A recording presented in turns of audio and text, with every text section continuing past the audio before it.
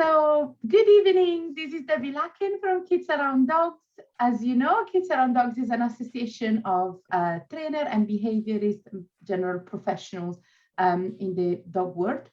And we specialize in working with children and dogs to live happily and safely together. And we also help children who are scared of dogs to overcome their fear of dogs. We also have a very special library in Kids Around Dogs. And all the books that we have in our library are dedicated to the world of dogs, dog training, children, and dogs and children. So there is so much in there. And all the authors who have kindly agreed to be part of the KAD Library are experts in their field as such. And this evening, we have a very, very special guest who has a very difficult name for me to pronounce, but I'm going to try. We've been practicing. So it's Laura VanArendonk. Oh, I knew I was going to mess it up. VanArendonk, both, right? I can vouch that it went beautifully in rehearsal. It really did. Like, it was there. I saw it. Laura, thank you so much for being here this evening.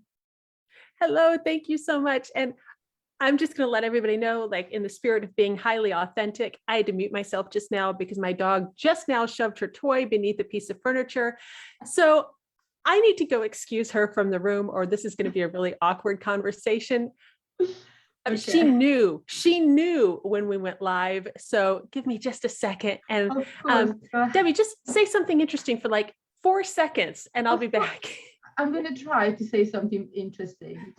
Just so you know, while we wait for Laura, all of the authors that are part of the KAD Library are, like I said, are kindly giving us the opportunity to read the books for us Kids Around Dogs approved trainer. So if you are an approved trainer, an approved member, you have access to those books, but they are available on Amazon and other websites. So Laura's books, and we'll discuss particularly tonight, Dragons, Unicorns, Chimeras, and Clickers. But Laura is an extended author. She's wrote a lot of books, so you can find them, a lot of them on Amazon.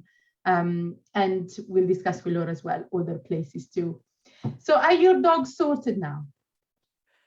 I hope so. I was like, you hit the button and the toy went under the thing and I went, are you freaking kidding me? Like, so yeah, so now she's locked out and life is terrible and that's just the way it's going to have to be. So you're so mean. Yeah. You're so mean.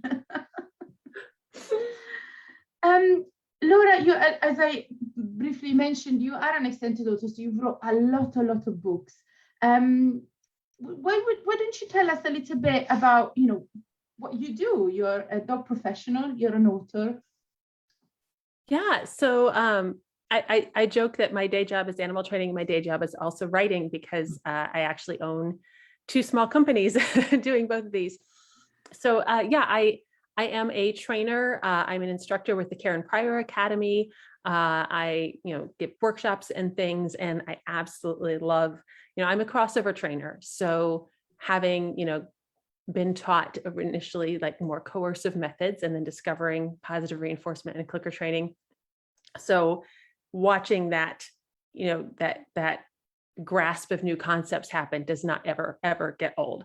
So that's great. And I love that. And so that's what I do. And actually just got back from working with a client this morning. It's really wet and rainy here, so I'm still a little drippy. So it's just like, we're fine. We are, yeah. So that's what I do. But then I also write professionally. So I have both fiction and then nonfiction. So I've got several books out in the dog training world. And yeah, so I mean, can I tell you how this book happened? Because it was pretty funny, actually. Yes, please. I would love to know. So I write, I've written, Fired Up, Frantic, and Freaked Out, Social, Civil, Savvy. These are, I write books with unwieldy titles. These are the training books that I have out. I was also writing fiction, and I write mostly speculative fiction or fantasy. And people kept saying, when are you going to do a kids training book? When are you going to do a kids training book? And I'm like, what makes it different for kids? Like, it's still click and treat, right? Like, it doesn't. what do you do that is that distinct? But I wrote a story, a short story for a fantasy anthology that was supposed to be about women and dragons. And I ended up writing a story about a woman, on a biological reserve. Dragons are an endangered species, and this one is ill, and they've had poor success trying to dart them, and all these things, all the stuff that's real life, about exotics. So she trains a dragon to accept treatment with clicker training and this wild dragon on the biology reserve and all of these things. And of course it's great because the fantasy world's like, what the heck, we're training dragons. Let's see. I have it. Yeah, that's in this anthology right here is where that story is. But I was talking about that story on social media, and I posted something about training dragons. And I got just a deluge of comments back from people who thought I was writing like a dragon training manual somehow. And I thought, oh, this is how I do my kids' book. I've got it now. And so that's where that came from, was, okay, rather than, how to clicker train, it's going to be, oh, how would we train dragons, unicorns, all these, cool creatures that we're into. And that allows me to sneak in good training methods because we're talking about training a Leviathan. So that's how that happened. It was 100% a social media misunderstanding that I just ran with. That is fantastic. That is really taking the right opportunity, isn't it? And making it your own. As you mentioned, and as the title mentioned anyway, the book is a lot about mythical creatures. So it's not just dragons. But there is one of my favorite. There is the Loch Ness monster, and I love that. I visited Scotland. That was in my youth. I love Scotland, but I visited Scotland with some friends when I was 20 or something. And so we stayed by the Loch Ness, and looking out in the hope of seeing anything. So we went out for drinks that first evening, and we ended up in this really dodgy pub. But us girls were chatting up with some Scottish dude, not understanding much, I must say. But we did ask, so have you ever seen the monster? And these guys went, oh, after a few pints, you see so many monsters on there. It was so funny. But yeah, it's so dark, the lake there, that you really can almost, imagine that there is something there. So I love finding Bessie actually in there, really good. So there is a variety of creatures, and I like how you have taken these animals or these creatures, and you have made into the story where this girl is going through the zoo and learning about training these animals. And what I love as well is that, for instance, I'm sure you don't mind me spoiling a little bit, but there is Bigfoot in there, for example. How are you going to train something like Bigfoot?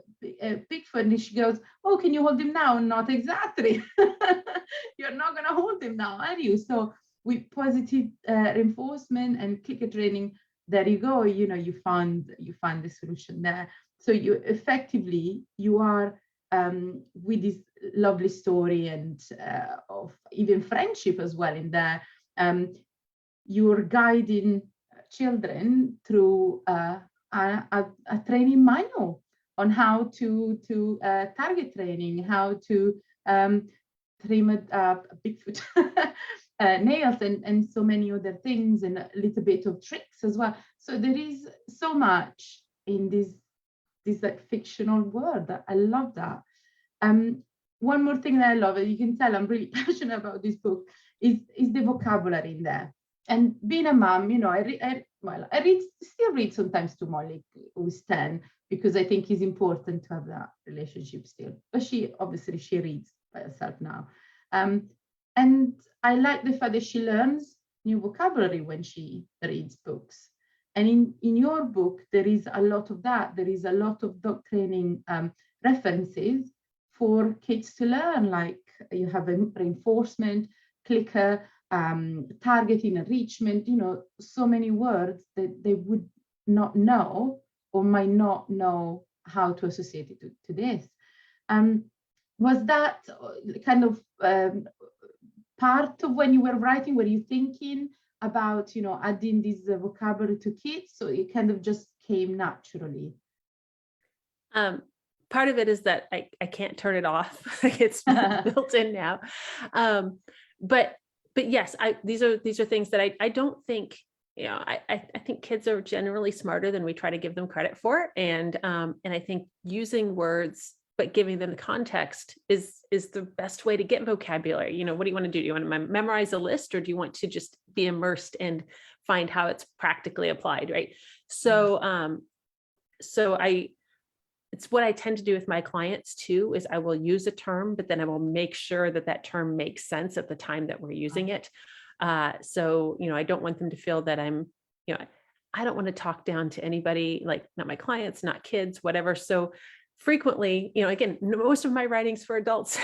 So I might be pitching this at too high a level. So let me just go back and make sure that this word makes sense in context. And so that's where I was. And I'm not primarily a writer for kids. Mm-hmm. So I'm sure that I violated some best practices or something, but my idea was, let's get words like enrichment in there.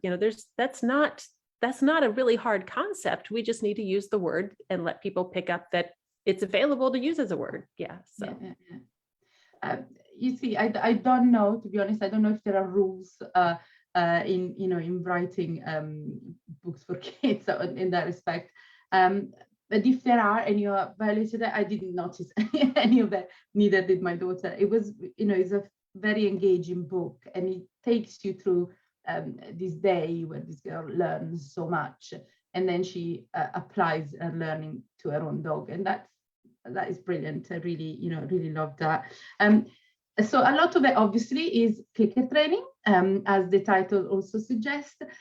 Is that because you are a current prior girl, if you like, so clicker training is really part of your life, or is it because you think that perhaps would be best to use clicker training when it comes to young adults? What was your idea again behind that?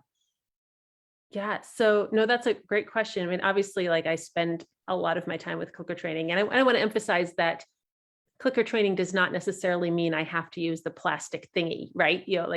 I'm going to use a marker. Whether or not I choose to use a marker in training, I'm going to be using a marker in training. So I would just like that to be a conscious, deliberate decision so I can do it better. But that said, I find a lot of times kids are better at it than their parents. And I mean, it's true. And you can say like, maybe they've been practicing more video games or, whatever it is. I think also times kids just may be less inhibited. And so they're willing to just jump in and try it. Whereas parents are like, oh no, I got to wait until like perfect, kind of thing. Which then is a way to never, ever get perfect. But anyway, so I want to just, again, it has to do with, let's just get it out there and people can see it practically applied and then choose whether or not to use it in this particular situation. Mm-hmm. So also just from a branding perspective, probably if I throw the word clickers in the title, it's going to be about positive reinforcement. And so I just want people to know, this is going to be a positive.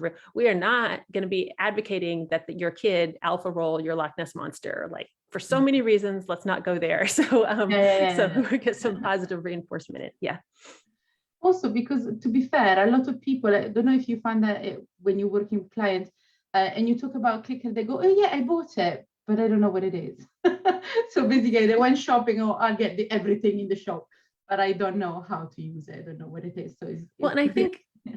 One of the advantages that I did not think of when I was writing the book, but I started seeing afterward, is because it's a kid's book, it's not threatening.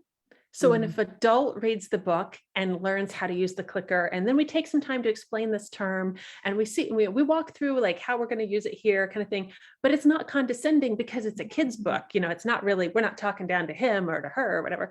And so it just makes it a little bit of a safer introduction for some people who they can read it and not feel dumb for not knowing things or whatever. So so I like that aspect. And again, you don't necessarily have to use a little plastic clicker. No, just come in and know what you're using and how it works. So Yeah, I think in fact, I seem to remember there is a bit in the book where you do, in the writing, you do mention it, that is, you're marking the behavior. It doesn't have to be a clicker. So I think there is a bit in there, I seem to remember. But there is a sentence, and I told you about this before, a quote in the book that I absolutely loved.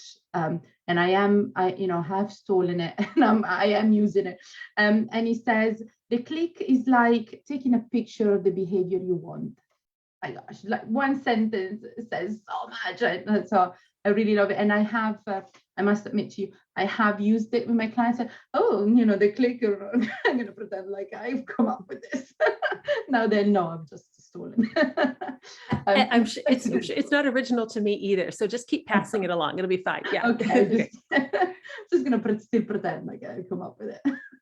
Love it. One very important thing as well about the book, again, probably I find this a bit more personal because of the age of my daughter. There are books out there for young children, and they're brilliant books, but you don't find much for young adults. And this book, your book, I always recommend it to people who have young adults in the house. My daughter liked it because it's not the little kids anymore, and she's 10, she's practically like 20 moving out, and that's what it is. So the fact that this is more for like young teenagers, if you like, I love that, and there isn't very much out there for this age range in this topic. So I am grateful. As a mom as well, I'm very grateful for this book. Double grateful, because I can also recommend it to that audience. There again, was it this a kind of a premeditated decision, if you like, to be for a young adult, or is because you normally write for adults? So did you feel a bit more comfortable on not going for proper little kids? I'm sorry, I couldn't hear the last part of that. Yeah, sorry. It's because you normally write for adults, an adult audience. Did you feel a bit more comfortable on writing for young adults rather than little children, or did you just want to write for that audience? I will be really embarrassingly honest here. I just wrote it and then later figured out who it was for. So I knew I was targeting, a younger audience somewhere in kid lit, whatever, but at least here in the US, kid lit or, literature for children is so fragmented, and there are so many market rules and all of these things. And it's a really, it's a very, very advanced industry that's not, I'm going to say, novice friendly. Not that you can't get into it, but it's not something where you can just be like, oh, I just need to make sure that it has this many chapters and I'm good, or whatever. Mm-hmm. And I know that's not my field. I spend a lot of time writing, I'm really good at what I do. That's not what I do, And so I just made the very conscious decision to not try to worry too much about, well, if I have this many lines on a page, it's for this grade level. And if I have 10 more words in a chapter, it becomes for this grade level. And if words have this many syllables, it's now for this group, and I can't put this many syllables and this many lines in the same. And I'm just like, it's so hard. I'll just quit. I can't do that. And so I just did what I wanted. And then, so because I could get away with that because this was not supposed to be a huge commercial project, right? This was something I did for fun. I did, to fit a niche market, and I'm not trying to compete to become like the number one seller in children's literature or kind of something. And so it was a situation where I broke a lot of marketing rules, but I knew the price of that and I didn't care. Mm-hmm. Yeah, it's been, I think it's been quite a success in our field, at least. Before chatting to you directly, I've known about this book for quite a while. It's been also recommended to me after I've got got to read it beforehand. So obviously, and it keeps coming back, so it clearly is a success. Did you expect it to be that successful? I expected, it's done better than I expected. I expected, some people to go, hey, that's clever, that's cool. We'll buy a few copies as a lark, and and maybe a few people would get it for their kids while they were, training the dog or something. And but then, like I said, afterwards it started, occurring, oh, this is actually a really non-threatening way to introduce this to adults too, that kind of thing. And I'm sorry, some jerk did not silence her cell phone before we went live. Okay, just sorry, what cell phone? And so that that kind of I think made it a little bit more, I gave it a little bit broader reach than I necessarily expected, because I really was thinking this is going to be for that 1%, the Venn diagram of kids who like unicorns and with adults who like clickers, who are purchasing the book for them, and also about, just like trying to catch that sweet spot. But it actually does spread a little bit more than I anticipated. Yeah, so. yeah. Oh no, brilliant. And like I said, it's so lovely to see it coming back again. And although it didn't come out last week, it's been a while, it's still very much up to date. It's still very much of today. So brilliant. As mentioned before, though, you've written a lot of books. How many books have you written? I'm sorry? How many books have you written? I don't know. You don't know. It's quite a lot. Like I don't know. Because some of it depends on, like, what do you define as a book, or is this a published piece, but is it long enough to be a book, or does it count as a short, like, novella, or whatever? I don't know. Training wise, I have 3, and then fiction wise I have a lot. So you have a lot. That's it. What number is it? That's like somewhere between a dozen and 3 dozen, depending on how we count. So yeah. Oh my gosh, yeah, because it's, I was trying to get it together for this evening, like how many, and I couldn't come up with an exact number. Quite a few. So I thought, I'm just gonna ask her. Yeah, and I don't know the answer, because it really does depend, like I don't know, like, does this count as a whole book? It's thin. Like, is that a book? Like, I don't know. So I think it does. Yeah. It definitely counts as a book. Are you kidding? Okay, then the number is higher than I thought. So okay. It's a big number. But keep on going. Do not stop. Keep on going. Laura, again, it's brilliant to have you here. Do you have any project for the future? And are you writing anything else? What's ahead for you? Well, first, I will just crowdsource this a bit and say that this book happened only because people kept saying, when are you going to do a kids book?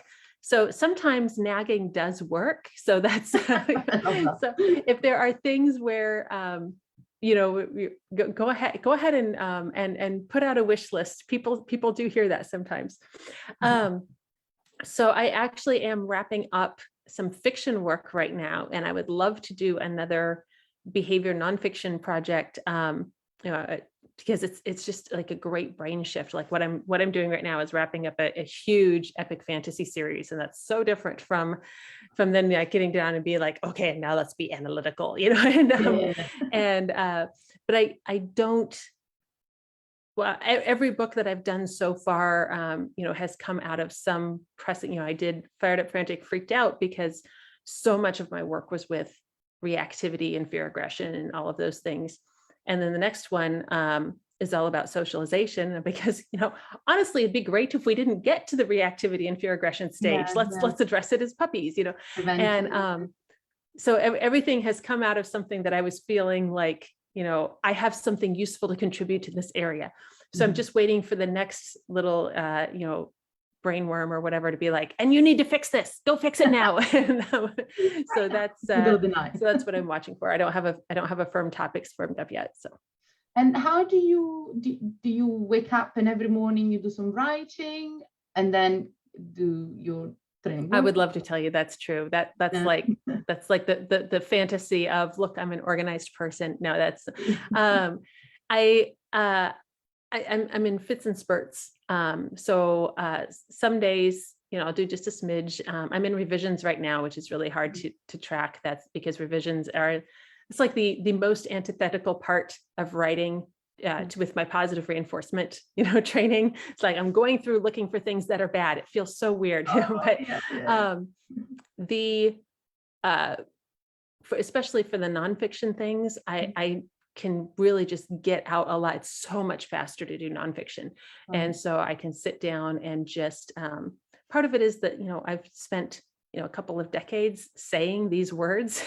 So I already know how I want to present this concept. And so now I'm just going to type that, kind of thing, and then I'll fix it and then I'll polish it up.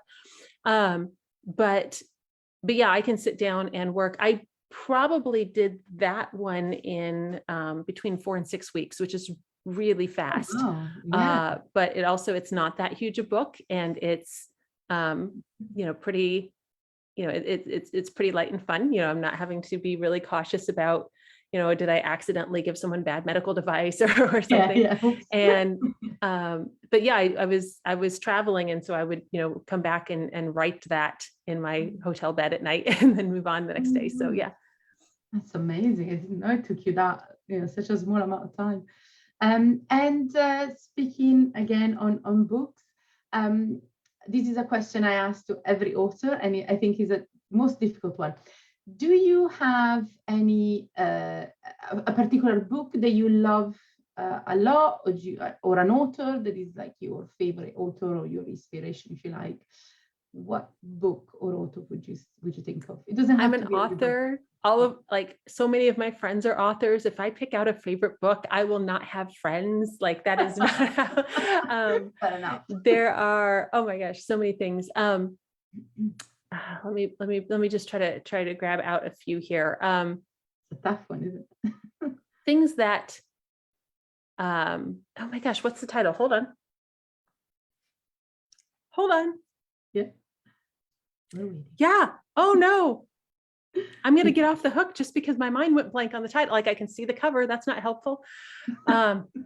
Picture what I'm picturing. Yeah. Telepathy here is really going strong.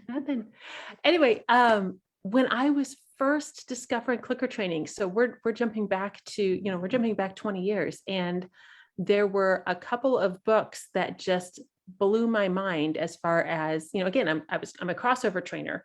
Mm-hmm. So when you tell me, like use traits, okay, I can see that. Like now we're getting into luring and things. And then, and then there were a couple of books that just, I was like, oh my gosh, I see how this works. And they did such a great job of breaking it down. And I am totally blanking on, oh no. I think one, and this is not the one I was trying to remember, but I do remember The Power of Positive Reinforcement. And I think that's a Pat Miller book, and I liked that one. Right. And Click for Joy, Melissa Alexander, is also really because there were so few clicker training books out at that time. So that was a really significant one where it pulled in a lot of different things to share. And then there was one that just was so great, and I got nothing. I'm so sorry. That's all right. When we're gonna turn the camera off and you remember the second. Oh yeah, no, at 3 a.m. I'll sit up and I'll be like, this was it, and so you're gonna send very useful if I shout that at the ceiling at 3 a.m. Yeah, so when you remember, you can send me a message and I'll make sure that I'll post it. Okay. Oh, great. What's hilarious is I have recommended it probably like 400 times to people over the years, and yeah, it's just whoop, get there. Done. That's okay. That happens to me like practically every time I walk in a room. I'm like, what was I here for? I swear I came here for a reason. It was a good reason. I definitely came here for a reason. Good. It's so good that you come back to me eventually. It's worrisome when it doesn't.